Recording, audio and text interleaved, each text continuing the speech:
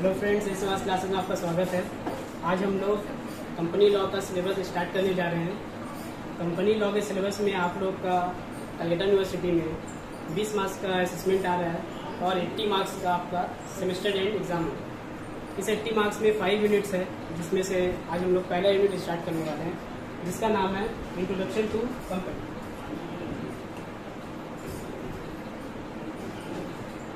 ये unit 16 marks cover करता है। इस यूनिट में हम लोग को कंपनी के फीचर्स और डिफरेंट टाइप्स ऑफ कंपनीज के बारे में पढ़ना है। आज हम लोग लॉ का स्टार्टिंग कर रहे हैं। सबसे पहले हम लोग को ये समझना चाहिए कि लॉ क्या होता है। लॉ का मीनिंग क्या होता है? देखिए, law is a system of rules that are created and enforced through social and governmental institution to regulate behaviour. सीधी भाषा में समझा जाए, लॉ क्या होता है?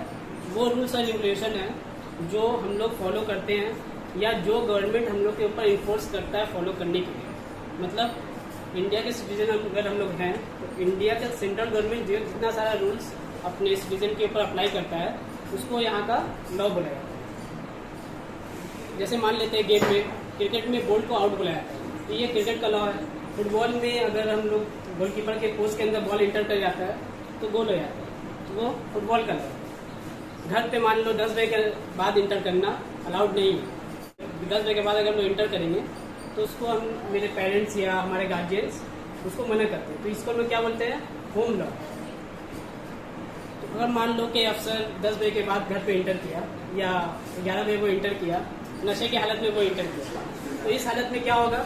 वो नशे की हालत में घर में गया, उसके गार्जियन उसकी कुटाई करेंगे। इसको क्या बोलते हैं? इसको होम लॉ बोलते हैं। तो होम लॉ में एक चीज नजर आ रहा है कि जब हम लोग कोई भी चीज, कोई भी विक्टिम कर रहे हैं, कोई भी लॉ का उल्लंघन कर रहे हैं, तो हम लोग के साथ क्या हो रहा है? पनिशमेंट मिल रहा है। इसी तरीके से सेंट्रल गवर्नमेंट भी बहुत सारे रूल्स रेगुलेशन हमारे पर अप्लाई करते हैं, जिसको ना मानने पर सेंट्रल गवर्नमेंट हमारे पर पनिशमेंट करते हैं। अगर अफसर 10 बजे के बाद जाता, नशे की हालत में नहीं जाता, तो अफसर के शान में उसकी मम्मी 5-6 वर्ड बोलती, तो उसके बाद उसको छोड़ दें। लेकिन नशे की हालत में जाने की वजह से उसको क्या हुआ? उसकी कुटाई भी हुई। तो इसका मतलब ये समझ में आ रहा है कि जितना बड़ा लॉ का रूल्स को हम लोग तोड़ेंगे, हमारा पनिशमेंट भी उतना ही बड़ा होने वाला है। तो ये तो रहा लॉ की बात। इसी तरह कंपनी लॉ क्या होता है, जो हमारा सिलेबस है, वो सारे रूल्स एंड रेगुलेशन जो कंपनी को रन करने के लिए बनाए गए हैं, कंपनी को चलाने के लिए बनाए गए हैं, उसको हम लोग कंपनी लॉ बोलते हैं। मतलब कंपनी जो भी काम करेगी वो एक लॉ के अंदर करेगी, जिसको कंपनी लॉ बोला जाता है। अब सबसे पहले ये बात ध्यान में आएगी कि इस लॉ में, कंपनी लॉ में क्या क्या चीज एप्लीकेबल है, कौन कौन से एक्ट एप्लीकेबल है और कौन कौन से रूल्स एप्लीकेबल है। तो हमारे इस कंपनी लॉ में 2 एक्ट एप्लीकेबल होते हैं। एक है कंपनीज एक्ट 2013 और दूसरा है कंपनीज एक्ट 1956। तो सोचने वाली बात यह है कि जब कंपनीज एक्ट 2013 आ चुका था तो 1956 को एप्लीकेबल करने की क्या जरूरत है? एक एक्ट से तो काम चल रहा था 1956 से। अगर 1956 ही एप्लीकेबल करना था तो 2013 की क्या जरूरत थी?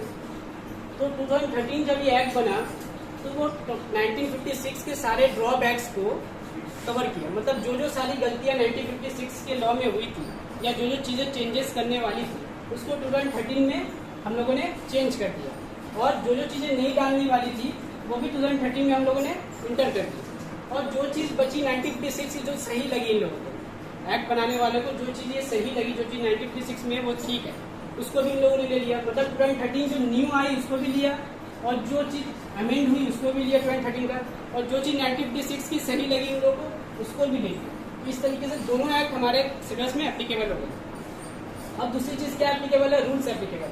कंपनीज रूल 2014, 2016 और national financial reporting authority rules 2018।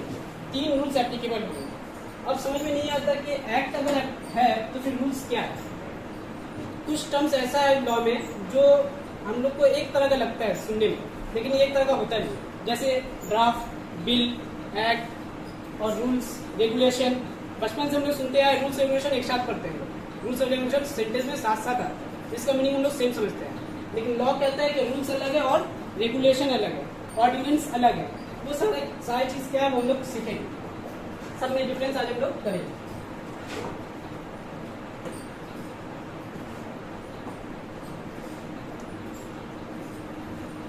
पहले ये समझते हैं कि एक एक्ट बनता कैसे है।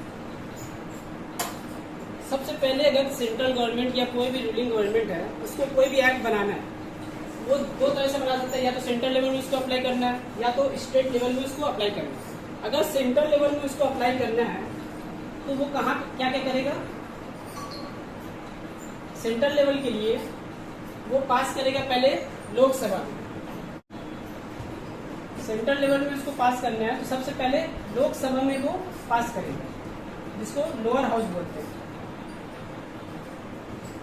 Lower house of parliament. और उसके बाद वो राज्यसभा में पास करेगा, आरएस, जिसको अपर हाउस ऑफ पार्लियामेंट बोलते हैं। दो हाउस होते हैं पार्लियामेंट के, एक लोकसभा और एक राज्यसभा। हमको कोई भी एक्ट बनाना है तो सबसे पहले हम लोकसभा में उसको पास करेंगे। पहले गवर्नमेंट एक ड्राफ्ट बनाता है, उस ड्राफ्ट को पार्लियामेंट में प्रेजेंट करता है। जैसे ही ड्राफ्ट पार्लियामेंट में प्रेजेंट होता है वो बन जाता है बिल। फिर उस बिल को वो लोकसभा में प्रेजेंट करते हैं और राज्यसभा में प्रेजेंट करते हैं, वहां पे वोटिंग होता है। वोटिंग होने के बाद वो बिल अगर सक्सेसफुल रहा तो वो एक्ट बन जाता है। मतलब सबसे पहले आपको ड्राफ्ट बनाना है, ड्राफ्ट को पार्लियामेंट में प्रेजेंट करना है, पार्लियामेंट में प्रेजेंट करने के बाद वो बिल बन जाएगा और पार्लियामेंट में वोटिंग होगा लोकसभा और राज्यसभा में। फिर वोटिंग में अगर उस एक्ट के फेवर में वोट हुआ तो वो एक्ट बन जाएगा और एक्ट बनने के बाद उसमें प्रेसिडेंट अपना एसेंट देंगे, मतलब साइन करेगा प्रेसिडेंट साइन करने के बाद वो चीज, वो act the gadget of India में पब्लिश हो जाएगा। हमारा जो कंपनीज एक्ट 13 है वो इसी तरीके से बना। सबसे पहले लोकसभा में पास हुआ, फिर राज्यसभा में पास हुआ, फिर प्रेसिडेंट ने उसमें सिग्नेचर दिया और उसके बाद गैजेट ऑफ इंडिया में वो पब्लिश हो गया। ये सारी चीज कब कब हुई कंपनीज एक्ट की वो हम लोग पढ़ेंगे। अगर स्टेट लेवल में ये चीज करना है, अगर वेस्ट बंगाल गवर्नमेंट को कोई एक्ट बनाना है या कोई रूल्स अप्लाई करवाना है तो वो कहाँ पास करेंगी, विधानसभा, जो कि लोअर हाउस ऑफ पार्लियामेंट है स्टेट का, और अपर हाउस ऑफ पार्लियामेंट को बुलाया जाता है विधान परिषद। लेकिन इसमें एक चीज ये है कि विधानसभा में आपको पास करना जरूरी है, लेकिन विधान परिषद में कोई जरूरत नहीं है कि बिल को पास किया जाए। मतलब अगर हमको सेंट्रल लेवल में पास करना है तो हमको लोकसभा में पास करवाना होगा, राज्यसभा में पास करवाना होगा, प्रेसिडेंट असेंट देंगे, उसके बाद गैजेट ऑफ इंडिया में पब्लिश करना। लेकिन अगर स्टेट लेवल में हमको एक्ट बनाना है तो सिर्फ विधानसभा में हमको पास करना है, विधान परिषद में पास करने की कोई जरूरत नहीं है।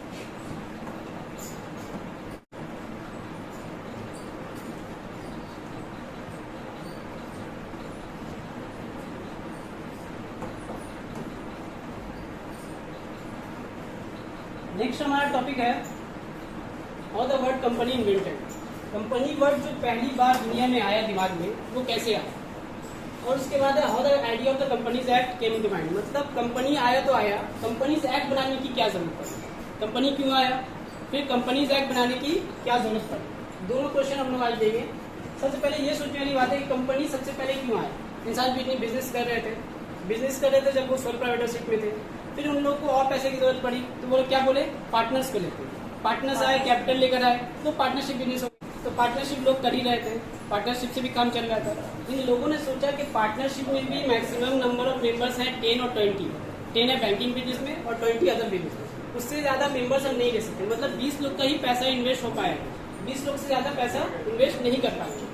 तो इन लोगों ने सोचा क्यों ना ऐसा हो कि लोग खुद से हमारे पास पैसे देखने आए, मतलब लोगों का पैसा रहे और बिजनेस हम करें। ये सोच के साथ इन लोगों ने लोगों को ये इन्फ्लुएंस किया कि वो लोग हमारे कंपनी पे इन्वेस्ट करें, मतलब हमारे बिजनेस पे इन्वेस्ट करें।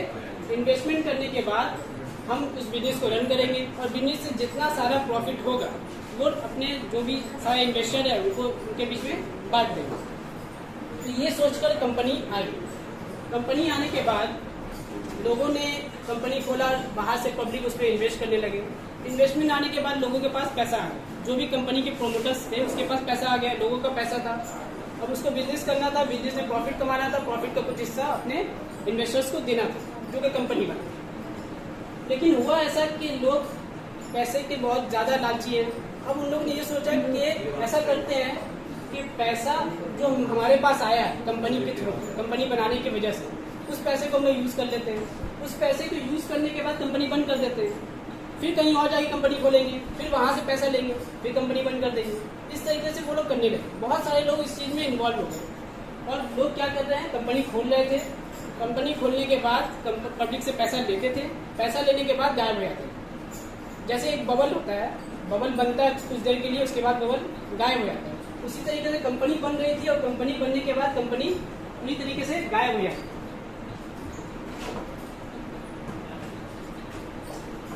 ये केस था ब्रिटिश का। अब ब्रिटिश गवर्नमेंट के पास ऐसे बहुत सारे केसेस पब्लिक में डाल चुके थे कि कंपनी बन रही है, हम लोग इन्वेस्ट कर रहे हैं और कंपनी गायब हो जा रही है। तो गवर्नमेंट ने क्या किया, कंपनीज एक्ट सबसे पहले ब्रिटिश ने लागू किया। मतलब ब्रिटिश गवर्नमेंट ने सबसे पहला एक्ट दुनिया का बनाया था, जिसको हम लोग बबल एक्ट बोलते हैं, क्योंकि उस वक्त की कंपनी क्या थी, बबल की तरह थी, बनती थी और गायब हो जाती थी। इसलिए उस एक्ट का नाम ब्रिटिश गवर्नमेंट ने बबल एक्ट रखा, जो कि दुनिया का सबसे पहला कंपनी एक्ट बना। ठीक है, इंडिया में सबसे पहले कंपनी एक्ट 1850 को बना, 1856, 1882, 1913, 1956 और अभी 2013 हमारे सिलेबस में है। इस तरीके से इंडिया में आया।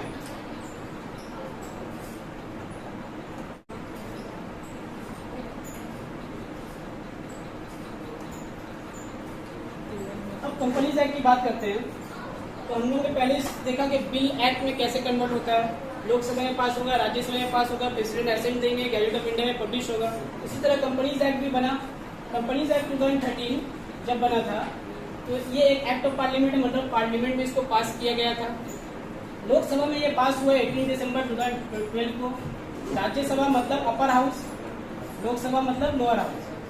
राज्यसभा में ये पास हुआ 8 अगस्त 2013 को और प्रेसिडेंट ने उसमें उस एक्ट में साइन किया 29 अगस्त 2013 विथ ओनली वन एक्ट। मतलब जिस वक्त वो एक्ट बना था उस वक्त सिर्फ एक ही सेक्शन था, एक सेक्शन के साथ ये एक्ट बना था। उसके बाद धीरे धीरे उसमें और सारे सेक्शंस इंक्लूड किए गए। वो सारे सेक्शंस क्या थे वो हम लोग देखेंगे।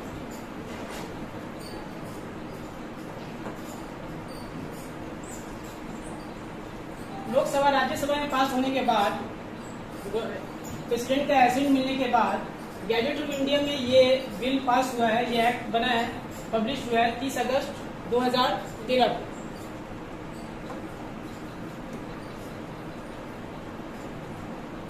अगस्त 2013 को ये गैजेट ऑफ इंडिया में पब्लिश हुआ। उसके बाद इसमें 98 सेक्शंस 12 सितंबर को और डाले गए। ठीक है, उसके बाद ये केम टू फोर्स 12 सितंबर से ही ये फोर्स में आ गया ये एक्ट। उसके बाद CSR जो एक नया टॉपिक था कंपनीज एक्ट 2013 का, कॉर्पोरेट सोशल रिस्पॉन्सिबिलिटी, इसके बारे में हम लोग डिटेल में पढ़ेंगे। ये 27 फरवरी 2014 को ये नया सेक्शन आया। उसके बाद इसमें और 182 सेक्शन इंक्लूड किए गए।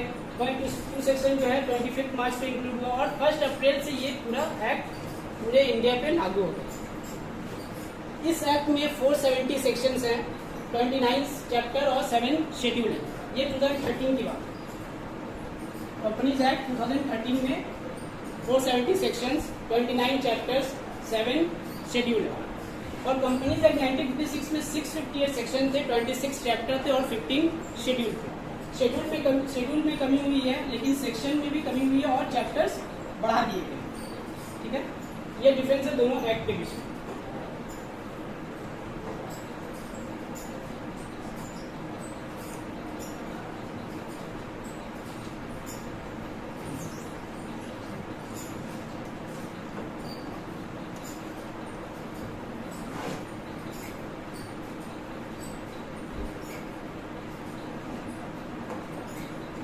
हम लोग ये समझते हैं कि एक्ट, बिल, ड्राफ्ट और ऑर्डिनेंस, रूल्स एंड रेगुलेशन, इसमें क्या डिफरेंस है।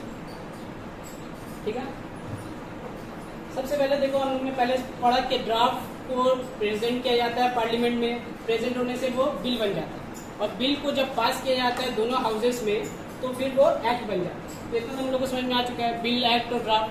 अब हम लोग समझना है रूल्स एंड रेगुलेशन कैसे अलग होते हैं और ऑर्डिनेंस क्या है।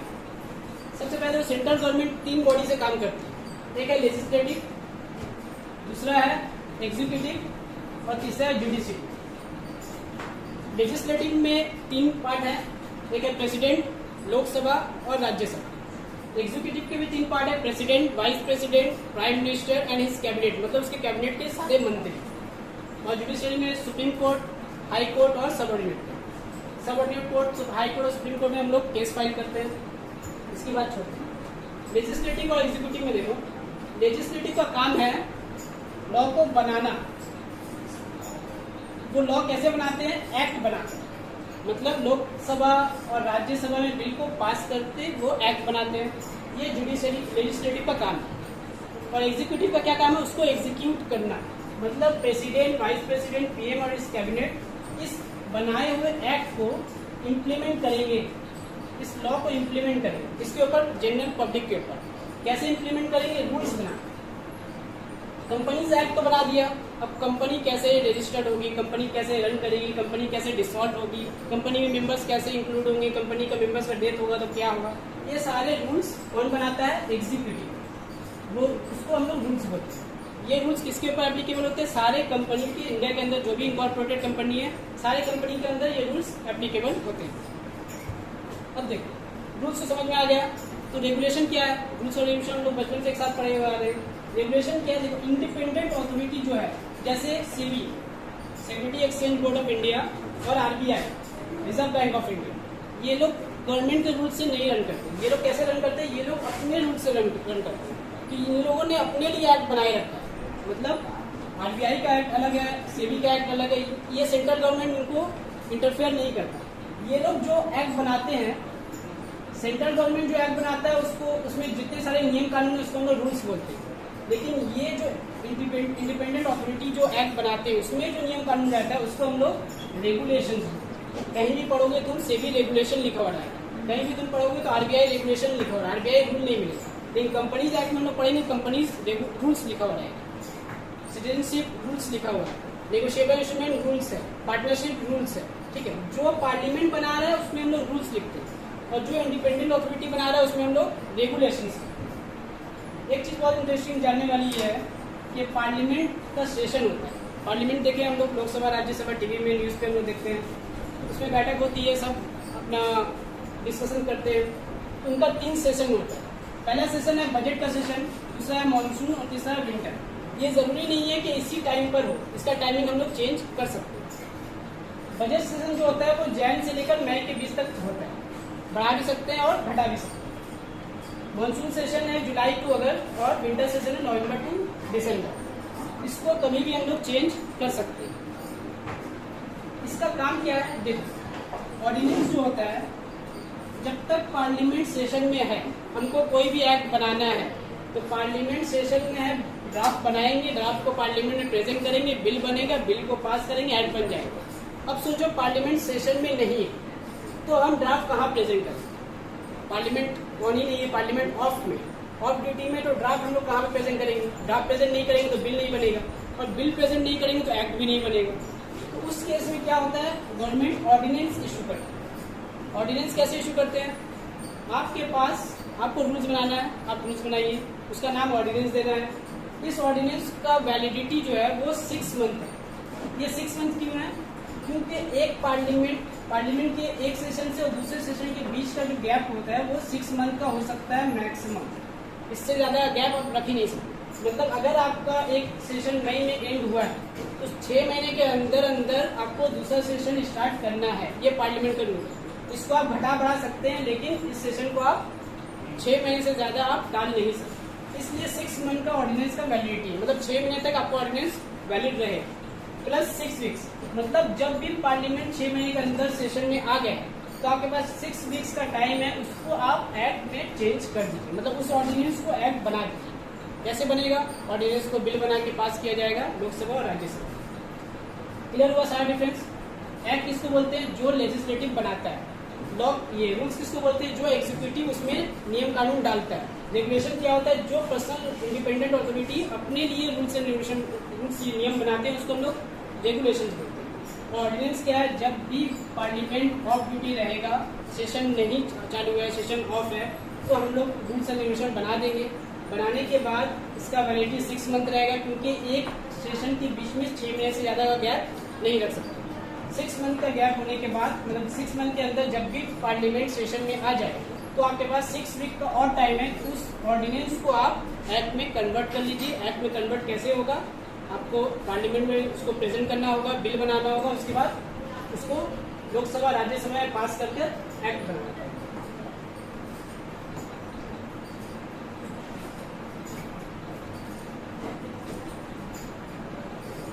नेक्स्ट टॉपिक हमारा है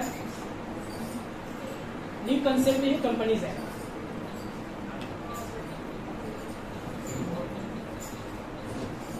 कंपनीज एक्ट में क्या क्या चीजें नहीं आई।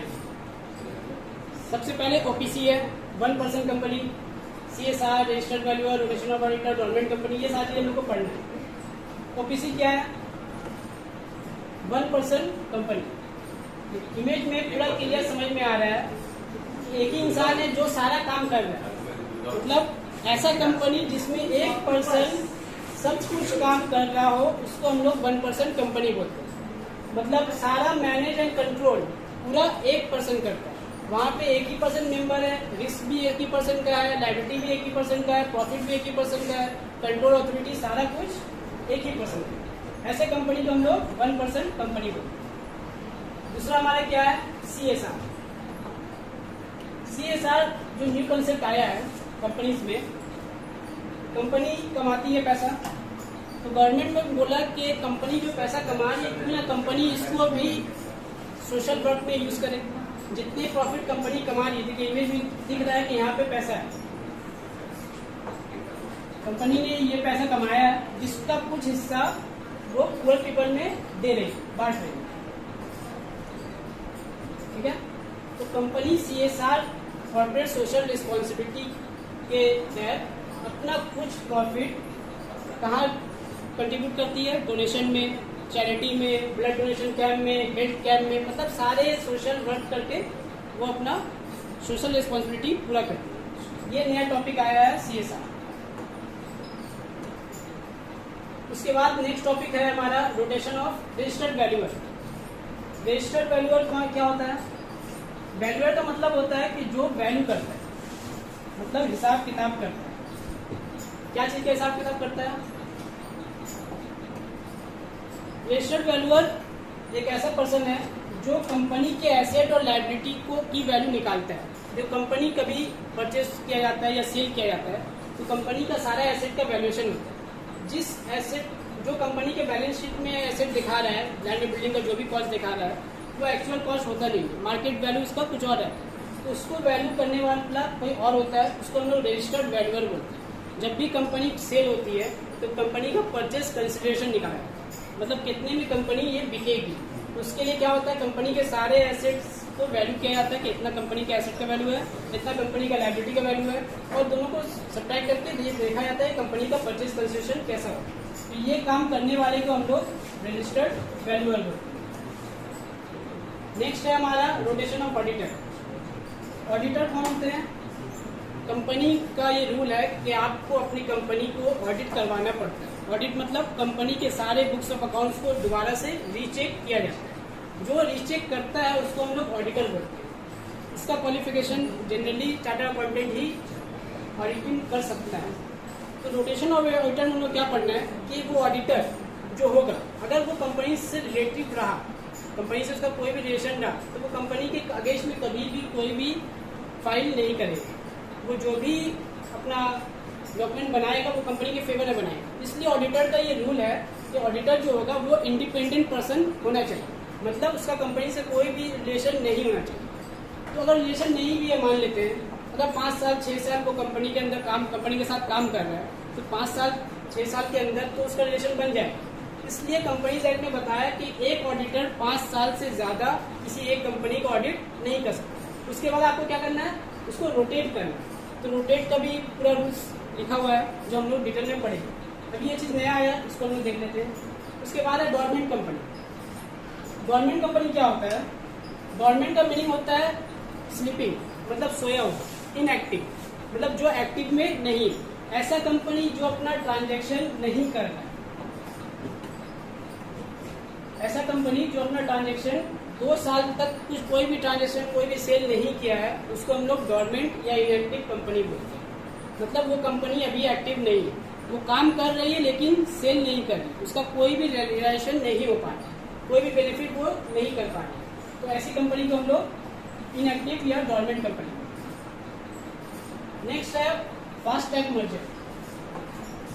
फास्ट ट्रैक मर्जर का मतलब होता है कि एक कंपनी दूसरे कंपनी से मिल जाए, ठीक है, मतलब एक कंपनी दूसरे कंपनी दोनों आपस में मिलकर एक बड़ा कंपनी बना। जैसे मारुति सुजुकी दोनों अलग अलग कंपनी थे, फिर आपस में मिल गए। हीरो होंडा दोनों अलग अलग थे, फिर आपस में मिले, फिर अलग हो गए।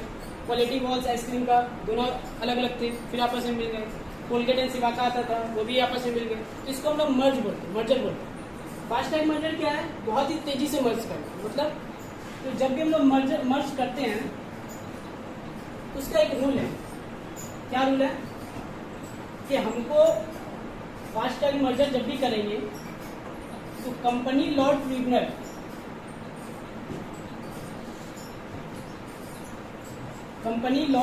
से उसका अप्रूवल लेना पड़ता है। जब भी मर्जर करेंगे तो कंपनी लॉ ट्रिब्यूनल से उसका अप्रूवल लेंगे। लेकिन फास्ट ट्रैक मर्जर का क्या रूल है कि आपको company law tribunal, national company law tribunal से अप्रूवल लेने की जरूरत नहीं है। मतलब जब आप मर्ज कर रहे हैं तो आपको कंपनी लॉ ट्रिब्यूनल से अप्रूवल लेना है, लेकिन जब भी आप फास्ट ट्रैक मर्जर कर रहे हैं तो कंपनी लॉ ट्रिब्यूनल से अप्रूवल लेने की जरूरत नहीं पड़ती, तो जल्दी से आपका मर्ज हो जाता है। तो ये चीज नहीं आई, पहले मर्जर थी सिर्फ, लेकिन फास्ट ट्रैक मर्जर नहीं किया। फास्ट ट्रैक मर्जर आ गई, कंपनी बहुत जल्द आपस में मर्ज कर जा रहे हैं क्योंकि कंपनी लॉ ट्रिब्यूनल से उसको अप्रूवल लेने की जरूरत नहीं पड़ रही, इसलिए उनका काम आसानी से हो जाएगा। उसके बाद है serious fraud investigation office. Serious fraud investigation office क्या है? सीरियस फ्रॉड इन्वेस्टिगेशन ऑफिस मतलब कंपनी के साथ बहुत सारा झूठ हो रहा है आजकल, बहुत सारे पैसे लेकर भाग जा रहे हैं कंपनी के, या कंपनी बहुत सारा पैसा लेकर किसी का भाग जा रहा है, तो उसके लिए सीरियस फ्रॉड इन्वेस्टिगेशन ऑफिस नहीं आएगी। मतलब कंपनी जो है, एक कंपनीज एक्ट गवर्नमेंट जो है एक ऐसा ऑफिस खोला है जिसमें बड़े बड़े घोटाले की जांच होगी, इन्वेस्टिगेशन होगी। ऐसा ऑफिस बनाया गया है जहाँ पे बहुत सारे बड़े बड़े केस वहाँ पे इन्वेस्टिगेट किए जाएंगे। उसके बाद कंपनी लॉ ट्रिब्यूनल और कंपनी लॉ एपीलेट ट्रिब्यूनल दोनों सेम है। ये जैसे हम लोग केस जब भी करते हैं, सबऑर्डिनेट कोर्ट में केस करते हैं, वहाँ से हार गए तो हम लोग कहाँ जाते हैं? हाई कोर्ट में जाते हैं। हाई कोर्ट में भी अगर हार जाते हैं तो हम लोग अपील कहाँ करते हैं? सुप्रीम कोर्ट में करते हैं। तो उसी तरह की कंपनी का भी एक कोर्ट है जिसको कंपनी लॉ ट्रिब्यूनल बोलते हैं। आपका कोई भी केस है, आप कंपनी लॉ ट्रिब्यूनल के पास जाइए, वहाँ पे उसका केस का रिजल्ट निकलेगा। लेकिन आप वहाँ पे केस मान लीजिए हार चुके, वहाँ पे आपका केस, तो आप उस केस को दोबारा से अपील कर सकते हैं। तो उस केस को आप दोबारा से किसमें अपील कीजिएगा? Company law appellate tribunal. मतलब ये एक तरह का सुप्रीम कोर्ट है कंपनी लॉ का। जैसे हाई कोर्ट और सुप्रीम कोर्ट होता है, वैसे ही ये हाई कोर्ट है कंपनी लॉ ट्रिब्यूनल, और company law appellate tribunal supreme court है। मतलब अगर आप लॉ ट्रिब्यूनल में हार चुके हैं केस, तो आप दोबारा से उसको अपील कर सकते हैं। नेक्स्ट है maximum number in private company is 200। ये जनरल बात है। कंपनी में minimum number of members private company में 2 है और पब्लिक कंपनी में 7 है।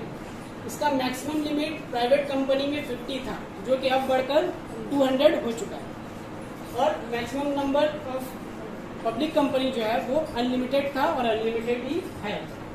उसके बाद है स्मॉल कंपनी। स्मॉल कंपनी क्या है?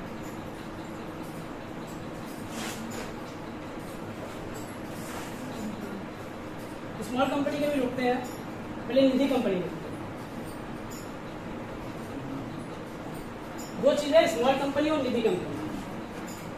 निधि कंपनी देखो पिक्चर में समझ में आ रहा है कि कुछ पेड़ पौधा से रिलेटेड है, मतलब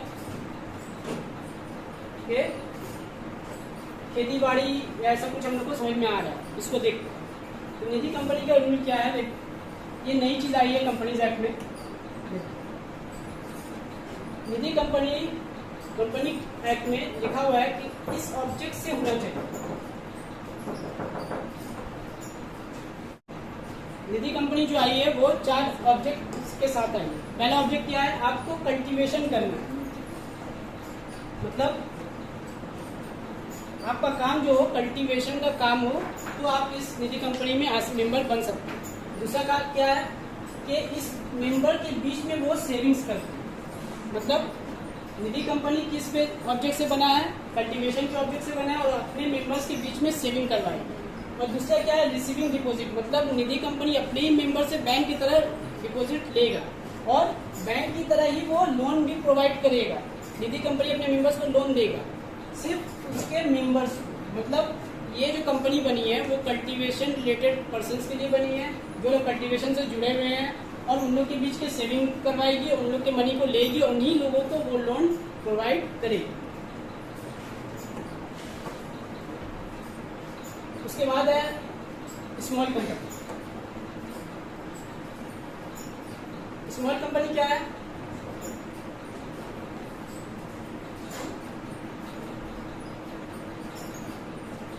तो सेक्शन 285 में लिखा हुआ है कंपनीज एक्ट का कि स्मॉल कंपनी वो कंपनी है जिसका minimum paid up share capital जो हो 50 लाख से कम का नहीं हो, मतलब 50 लाख से ज्यादा का नहीं हो, और एनुअल टर्नओवर जो है वो 2 लाख करोड़ से ज्यादा का नहीं, मतलब 50 लाख तक अगर आपका पेड अप शेयर कैपिटल है तो आप स्मॉल कंपनी में आते हैं, या एनुअल टर्नओवर आपका 2 करोड़ से नीचे है तो आप स्मॉल कंपनी में आते हैं। 2 करोड़ से ऊपर एनुअल टर्नओवर हुआ तो स्मॉल कंपनी से निकल गए, या paid up share capital 50 lakh से ऊपर हुआ तो आप स्मॉल कंपनी से निकल गए। लेकिन एक बात और बोलता है कि अगर कोई भी अपना कंपनी के आर्टिकल में लिखा हुआ है कि ये अमाउंट 50 लाख नहीं उससे ज्यादा है, ज्यादा हम लोग यूज करना चाहते हैं, तो वो अपने जो आर्टिकल में जितना अमाउंट लिखा हुआ उस हिसाब से वो रहेगा।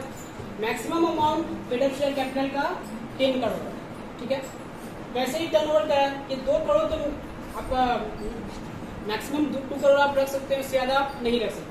लेकिन कोई कंपनी अगर चाहती है कि नहीं हमको 2 करोड़ से ज्यादा टर्नओवर रखना है लेकिन हम स्मॉल कंपनी रहें, तो अपने आर्टिकल में लिखेगी कि हमको इतना का छूट चाहिए, लेकिन वो अमाउंट जो है 100 करोड़ से ज्यादा नहीं हो सकता। मतलब मिनिमम पेड अप कैपिटल अगर 50 लाख से कम का है तो आप स्मॉल कंपनी में, अगर ज्यादा करना चाहते हैं तो आप अपने आर्टिकल में इस चीज को लिखिए।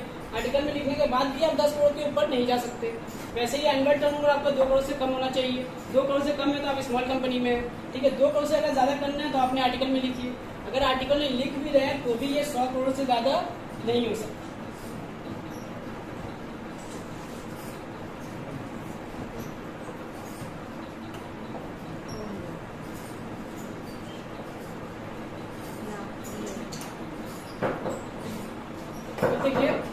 एक्ट में कंपनी का डिफिनेशन क्या है?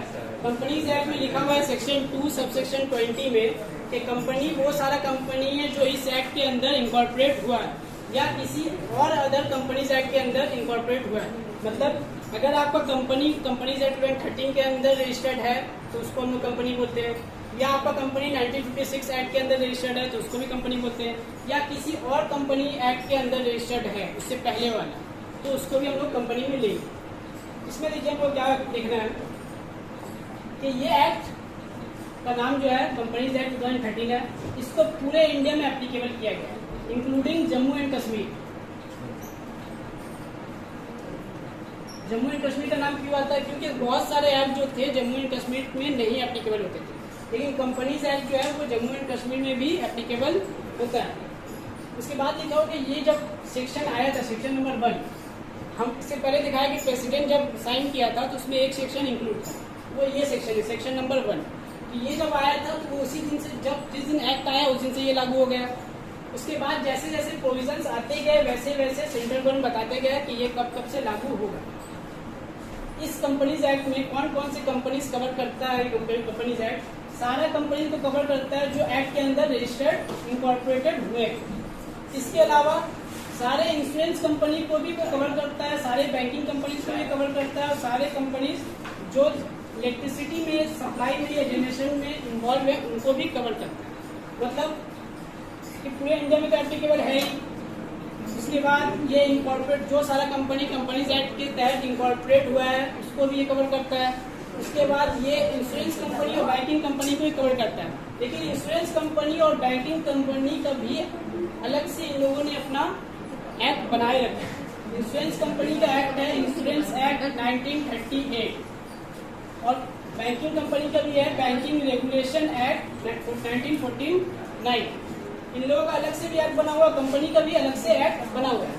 तो ये कंपनी जब बोलती है कि बैंकिंग कंपनी भी हम लोग कवर करेंगे, इंश्योरेंस कंपनी भी हम लोग कवर करेंगे, लेकिन इंश्योरेंस कंपनी एक्ट और बैंकिंग रेगुलेशन एक्ट में जो सारी चीजें लिखी हुई है अगर उसके अगेंस्ट में कंपनी एक्ट कुछ बोल रहा है तो वो चीज इंश्योरेंस कंपनी या बैंकिंग कंपनी अप्लाई नहीं करेगी। मतलब अगर बैंकिंग कंपनी के एक्ट में कोई चीज को करना मना है और कंपनीज एक्ट में वो चीज आप कर सकते हैं लिखा है, तो बैंकिंग केस किसको फॉलो करेगी? पहले बैंकिंग एक्ट को फॉलो करेगी। और अगर कोई चीज कंपनीज एक्ट में करने को लिखा हुआ है, बैंकिंग के एक्ट में कुछ भी नहीं लिखा हुआ है, तो हम बैंकिंग कंपनी किसको फॉलो करेगी? कंपनीज एक्ट को फॉलो। मतलब अगर प्रायोरिटी इसको देना है तो पहले बैंकिंग एक्ट को प्रायोरिटी देगी, उसके बाद कंपनीज एक्ट को प्रायोरिटी देगी। इसके बाद क्या है? एनी अदर कंपनी, कोई भी कंपनी हो वो भी इसमें कवर होगी। मतलब कौन से लोग, कौन कंपनी कवर होगी? जो इस एक्ट में भी इंकॉर्पोरेट हुए हैं, सारी बैंकिंग कंपनी, सारी इंश्योरेंस कंपनी, सारी इलेक्ट्रिसिटी कंपनी जो सप्लाई या जनरेशन में इन्वॉल्व है, या अदर कंपनी, सारी कंपनी को इस एक्ट में कवर किया गया। तो हमारा इंट्रोडक्शन टू कंपनी का पहला टॉपिक, कुछ टॉपिक, इसके बाद हम लोग इसको कंटिन्यू करेंगे नेक्स्ट क्लास में। अभी के लिए इतना ही रखते हैं। Thank you. और नेशनल चैनल को ज़्यादा से ज़्यादा लाइक और शेयर और सब्सक्राइब